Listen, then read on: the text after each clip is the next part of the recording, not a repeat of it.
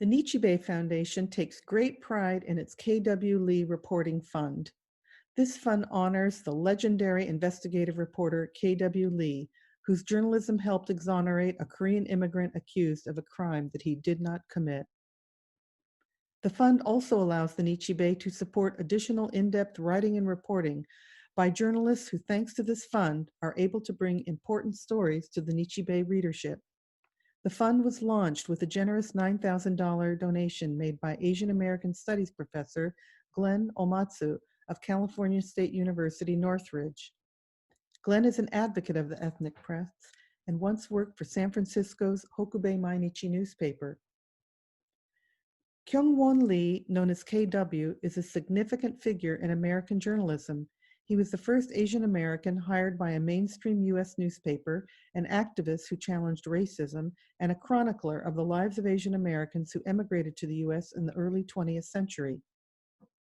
Lee was born in 1928 in Kaesong, North Korea. He came to the United States in 1950 to study journalism at West Virginia University.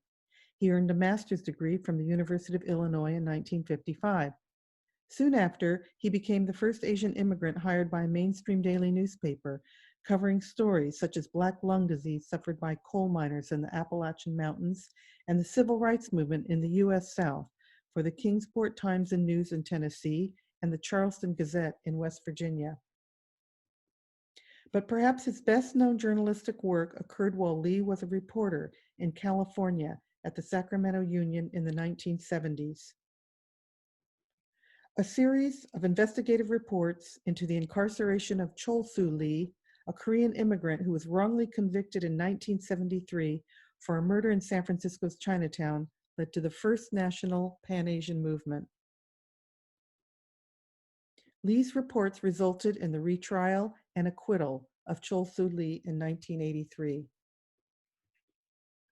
Often referred to as the godfather of Asian American journalism, Lee went on to establish Koreatown Weekly, the first national English-language Korean American publication and the English edition of the Korea Times in Los Angeles. He is the founding president of the Korean American Journalists Association and in 2000 was inducted into the Journalism History Gallery in the Museum in Washington, D.C.